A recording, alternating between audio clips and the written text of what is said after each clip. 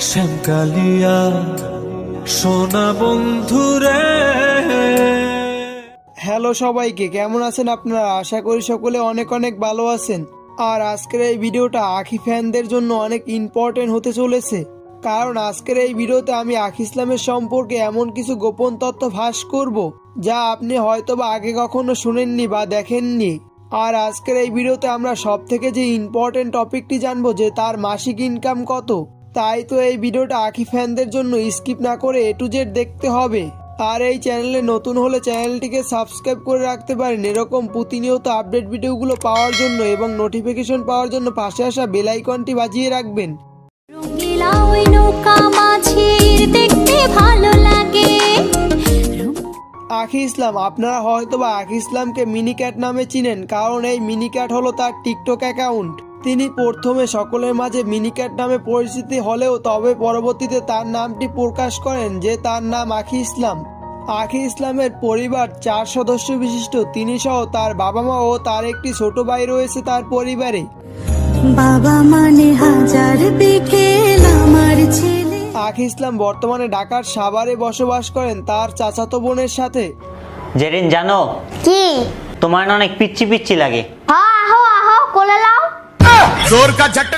আর তার পরিবার থাকার সত্ত্বেও তিনি কেন তার চাচাতো বোনের সাথে থাকেন এই বিষয়টি নিয়ে তিনি এখনো পর্যন্ত মুখ খোলেননি।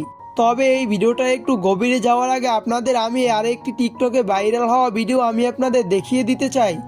আখিরে ভুলে গেছি, ভুলবি তো, কারণ তোর অনেক ফ্যান ফলোয়ার হয়েছে রে বোন। এখন তো ভাই ভাইয়াদের কথা মনে পড়বে না, ছোটবেলার কথা আজও মনে পড়বে না। আমি তো তোর আপন ভাই না, আমি তো তোর হদ ভাই। পারলে একটা কমেন্ট তো করতে পারতি, সেটাও করলি না। আর এই যে ছেলেটি বলেছেন যে আখি ইসলাম তার বোন হয়, আর এই কথাটি সম্পূর্ণ গুজব।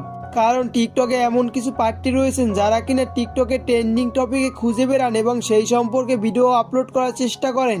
আর এই ছেলেটিও তার ব্যতিক্রম নয়, কারণ কিছুদিন আগে আখি ইসলাম বেশ ভাইরাল হয়েছিল এবং এর জন্যই তিনি তাকে নিয়ে ভিডিও তৈরি করতেছেন। শুধু তাই নয়, এর আগে আখি ইসলামকে নিয়ে একটি ভিডিও ভাইরাল হয়েছিল যে তিনি গার্মেন্টসে চাকরি করেন।